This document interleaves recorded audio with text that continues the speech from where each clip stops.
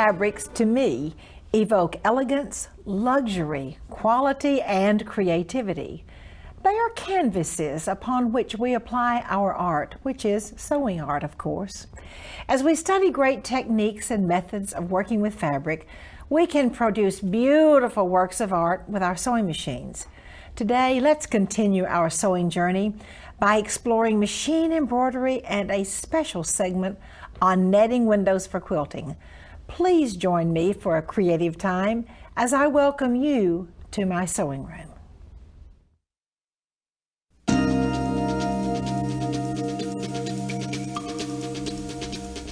Computers and sewing machines really do go hand in hand. This absolutely elegant hand-tailored jacket, a beautiful tweed, has the most elegant rose I think I've ever seen on a lady's jacket, which was actually drawn and then transferred to the sewing machine. It is a wonderful combination of machine embroidery and organza, and there are some beautiful organza covered buttons on this jacket too. Now, how did that happen? First of all, you're going to draw the design, draw every bit of these lines in, and then it's going to go over to the sewing machine. All right, we have the tweed fabric for the first layer, organza for the second, which is actually scrunched up under here, and then the layer of water-soluble stabilizer is put on top. It's kind of important to use a heavy hoop or a hoop made for heavier fabrics when you're putting this much weight into it. And there's also a special foot which handles this heavy fabric and this many layers. After the embroidery is done, then the wash-away stabilizer is washed away, and then it's time to come in here and trim away the scrunched up organza from underneath. And this is the beautiful, beautiful effect. So much texture and a little bit of shine with the organza. I'm so happy to have as my guest today, Sue Hausmann.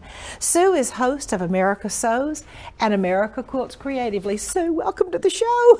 Well, it's great to be here, Martha, and I have something exciting to share because I'm not a digitizer, but I love to be creative and I love free motion embroidery. And now you can actually sketch that free motion embroidery on the computer. I'm going to go over here and pick up a quilt motion stitch, and now you can see that by coming in and just drawing on the computer screen, you can create your own embroidery design before you go to sew it. And the beauty of this is you see it. If you don't like it, you can redo it, you can undo it. No more ripping out of stitches. But once you like what you've done, then you simply send it to your sewing machine, or in my case, put it on a USB stick, however you get it to your machine, and you're ready to embroider it. I love it, I love it. So it will embroider as you see here on the blouse, which is really fun. And of course you're sketching on a tablet, which makes it really easy. But what happened with this rose on the jacket, you'll see that it wouldn't show up on this tweed.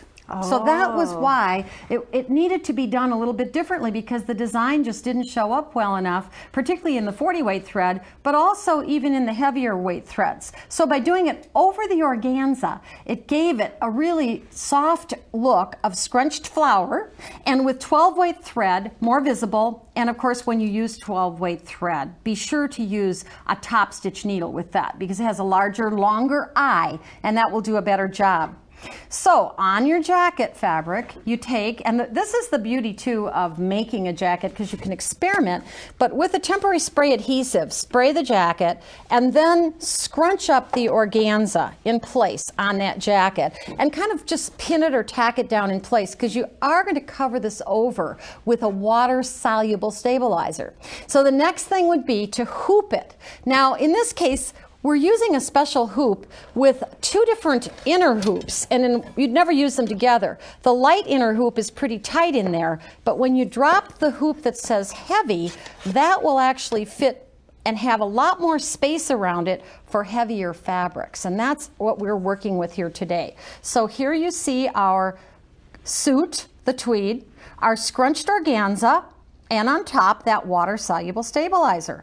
And now we're ready to hoop. So take the hoop marked heavy because it has a lot more clearance in it, and simply put it in and then lock the hoop, and you're ready to go to the sewing machine. Okay, now this design is already loaded on that USB stick, and so we click the hoop in place, and then we go. Now the one thing you're going to notice, Martha, is that we're using a little different foot than normal, because with the heavier fabrics, when you use the snap-on foot, it is not going to ride as well over the multiple layers. It actually floats, whereas this foot goes up and down and has an arm to hold those stitches right down flat to that embroidery and to hold everything in place while you're embroidering. So that makes it so much easier. And now we would simply finish the embroidery of the rose, which you can see is done right over here on the table, because we've already stitched several out for you. And once you've stitched the rose, the next thing would be to remove the water-soluble stabilizer. Now in this case, we have a lot of excess because we had it in the hoop. There's no sense trying to dissolve all that off. So remove some of that just simply by cutting it away, and then you can squirt to remove the bits that are in the center, or you can also dab. The great thing about water-soluble stabilizers is that they're designed to dissolve away in water. And so once those have been dissolved away on your garment, then the final step would be to actually take and trim. And I don't know what kind of scissors you use for this, Martha, but I really like these bent scissors with the blunt toe, or the blunt end, because then I know I'm not going to be digging into and snagging as I'm cutting. Oh, absolutely. So what do you think? I think this is fascinating. It is so much fun, and thank you for doing this for us. You're welcome. And now Sue has some sewing inspirational ideas for you.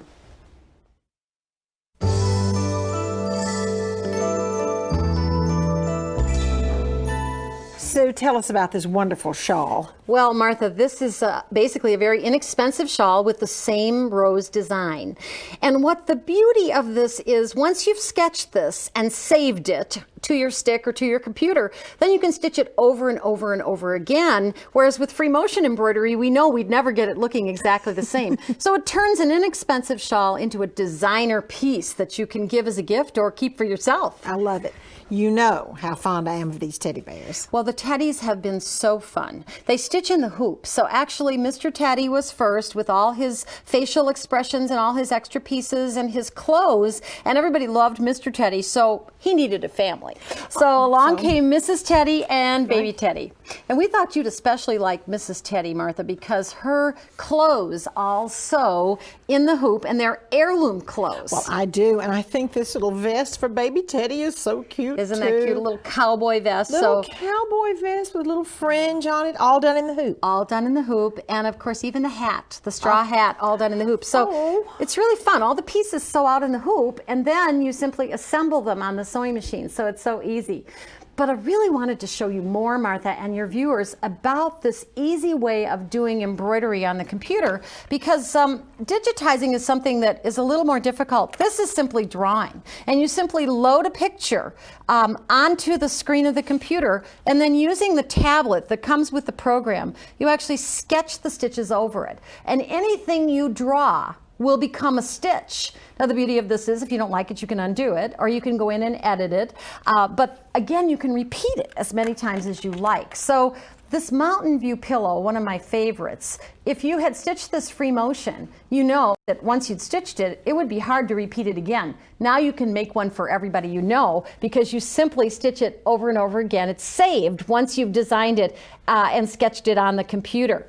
You actually are stitching over a printed on fabric, and all of that is part of it. You print the background onto a printable fabric. So it's a wonderful technique. And then in the hoop, stick it down and then stitch your design elements over it, and you too can create these beautiful pictures. I love this one with the little 3D poppies out in front. And how about Lake Visingsur? This is from Husqvarna, Martha. So for the beautiful landscapes, it's wonderful, but not limited to that. Anything you can sketch or draw, or anything anyone can sketch or draw for you, as long as it's copyright free, or a quilt design, for example, that you've bought, you can have even stitch regulated stitches. So it's so easy to do.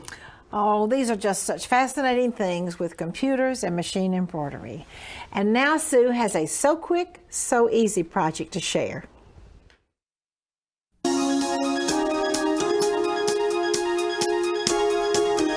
Sue, who would ever have thought we'd be making jewelry with a machine that embroiders? Well, isn't that the truth? You know, yesterday in a store, I saw a flower pin very similar to this. I don't even think it was quite as pretty, and it was $35. So we're going to make these today, and they're very easy to do. Basically, you simply need a background fabric, and generally that would be something sheer, like this organza, and then whatever color thread you want your pin to be, a pin back for the back, and a little secret later we'll talk about how to get those glittery Swarovski crystals. But once you've done that, a design collection, and there actually are a number of different design collections. And Martha, one of the great things today is that most design collections come multi-format. So they work on all different embroidery machines, every brand.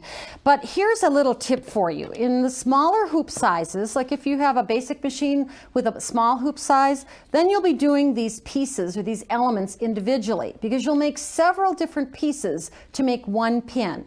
But when you have a larger hoop on your embroidery model, you can actually hoop and then bring in and save the different sizes and shapes, and sometimes even do 2 pins at one time, depending how big your hoop it is. But simply hoop up, and I should really show you, Martha, what's hooped here, because we've hooped a water-soluble stabilizer, okay, and the organza, but then a non-woven hoop filler, which keeps that hoop very firm and keeps it from slipping, even without a heavy fabric or even without a heavy stabilizer, because that hoop is filled with that tacky non-woven. So it's cut out in the middle, but yeah, it's cut out in the middle. There's actually no hoop filler in the middle. And then that goes to the sewing machine, and you simply touch embroider. And since this is one color embroidery, you could actually go do something else and come back. And when you come back, well, look at that. Your pieces are all stitched out.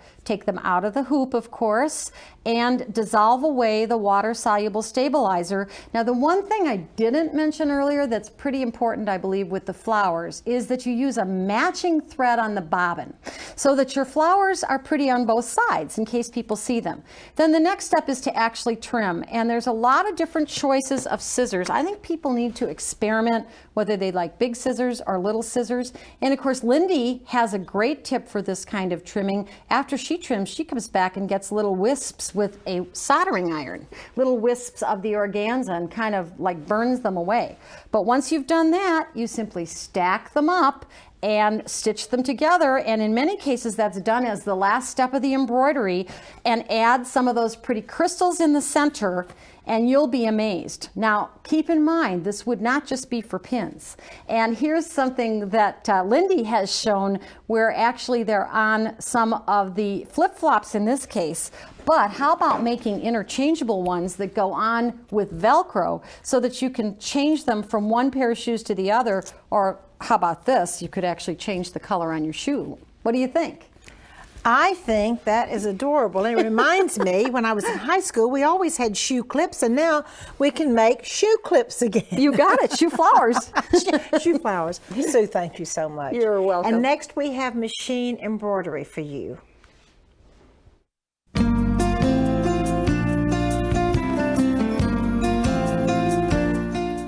I'm so happy to have as my guest Lindee Goodall. Lindee is Vice President of Creative Designs for Cactus Punch.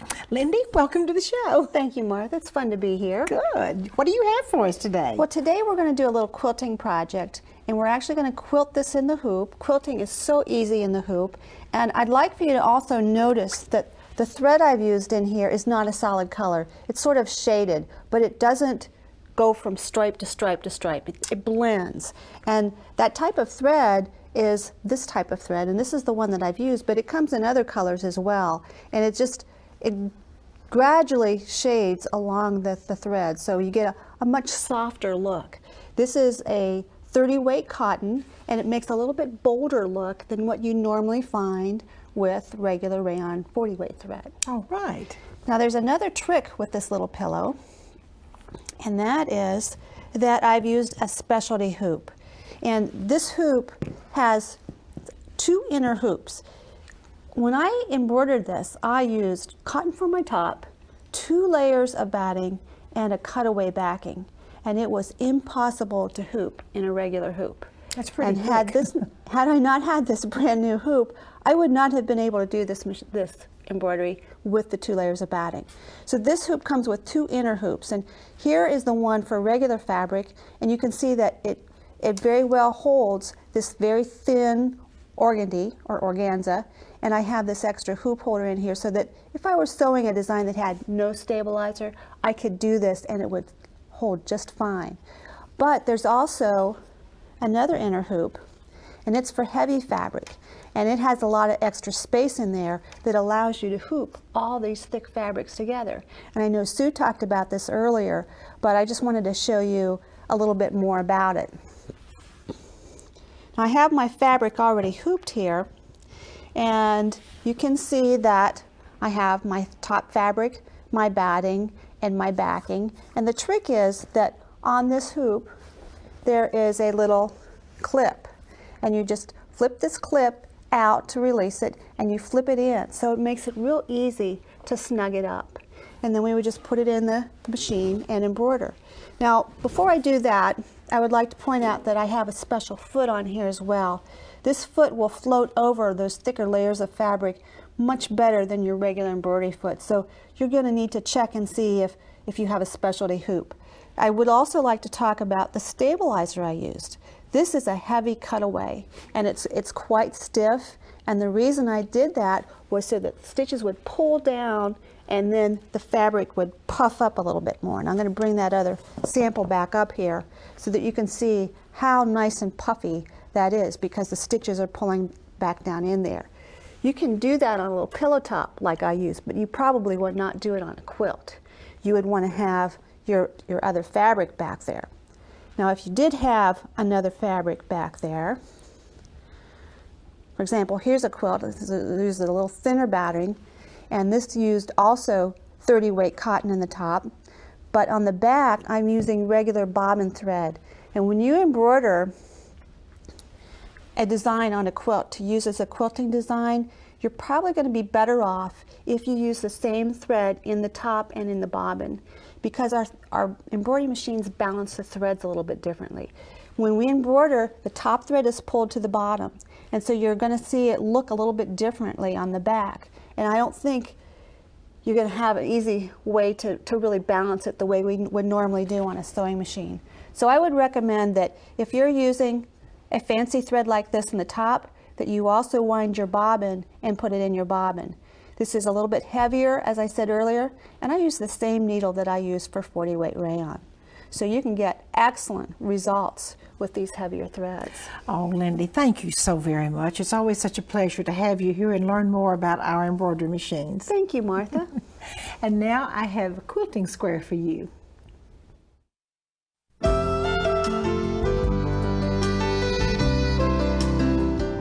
This technique, called netting windows, that's what we're calling it, I first saw on a little apron, probably made 100 years ago, and then later somewhere I saw it on the bottom of a petticoat, sort of like this. So we are very pleased to recreate this with today's modern techniques, making it easy for you. Now, what in the world is a netting window? This beautiful quilt that has the different pieces inside, the shaped ovals, this little technique right here, which has netting and batiste inside a little window, is what I'm calling netting windows. Now you can see there's one with the smaller one, then there's a larger one, and then there's another smaller one. And I especially love the lace shape, these pretty scallops with miters. This has curved lace and mitered lace. But this is what I want to show you how to do. It's a technique which looks really complicated, but as you're going to see, it isn't complicated at all. Let's go. I have two different types of pieces that I'm going to work with. One has batiste in the center, a piece of cotton netting, and by the way, this is the kind that comes from England or Switzerland. I really don't like to use any kind of nylon or polyester products because this is a quilt that's going to last forever, and I like to use cottons. Okay, this is batiste and cotton netting, 3 equal pieces. Now for the second part of this, if you will look, this is 1 strip of cotton netting in the middle and batiste and batiste. So you see these are not the same. We have 2 nettings, 1 batiste, 2 batiste, 1 netting. And what this is going to happen is these are going to be sewn together, which is the next step.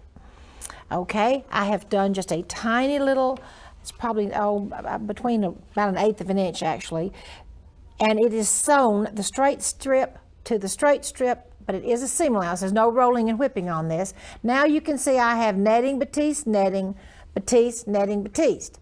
And the next step is going to be to cut these pieces apart all the way up. Cut these apart and cut these apart into little slices.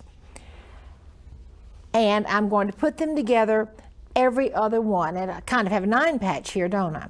All right, now this one, as you can see, I have batiste, netting, batiste.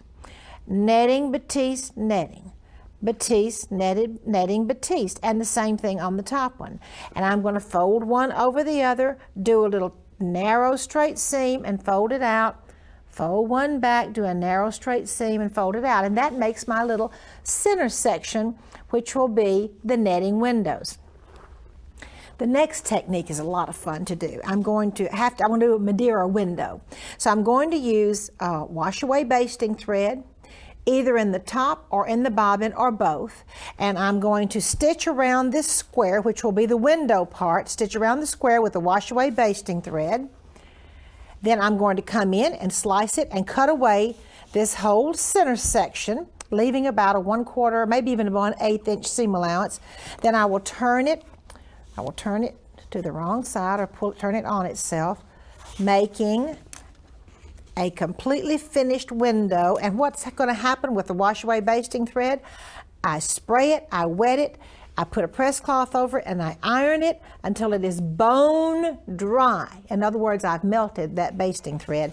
And then watch here what happens. I'm going to pull it apart, and now then I have a perfectly finished window.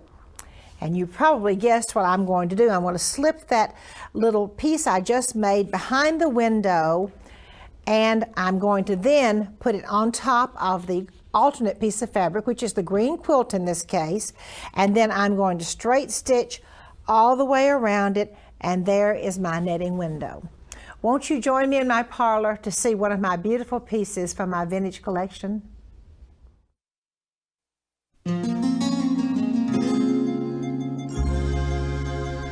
This beautiful dress is part of Sue Hausmann's collection. It has quite an interesting story, and the dress is absolutely fabulous with the embroideries, the embroidered fabric, and wonderful motifs placed. If you will look at this large hole in the front, it's very interesting. When Sue found this on the wall of an antique store in Ohio, she said, "Oh, I'd like that dress." And as they began to take the pictures and things from in front of it, she saw there was this huge nail that had been driven into the dress here, and actually there was one at the top too. Well, they finally rescued the dress off the wall and got it down. The big controversy was whether or not this is the front of the dress or this is the front of the dress, and we looked and finally realized there was a seam on this side with the beautiful collar. So we believe that since it had a seam in the middle, although it has all these pretty motifs, we believe that that was the back of the dress with the collar. For our Sewing from the Heart today, I have a wonderful letter from Teresa Nelson. Martha, I belong to the Covington County Quilters Guild in Andalusia, Alabama. We are a new group formed in 2004. Our local hospice organization allows us to use free of charge their conference room for our meetings, so we thought it would be nice to repay their hospitality. We make aprons of all kinds of decorations and things such as zippers, beads, buttons, and so forth for their Alzheimer patients who need these kinds of things to fiddle with. We also make bibs as well as pouches for their walkers so they can carry personal items with them when using their walkers. We find it a real joy to give back to our community that gives so much to each one of us. And Teresa works for Alabama Electric Cooperative in Andalusia, Alabama. Teresa, thank you so much for writing and for the work you and all the ladies are doing. Thank you so much for coming to my sewing room today. I would like to invite you back next time.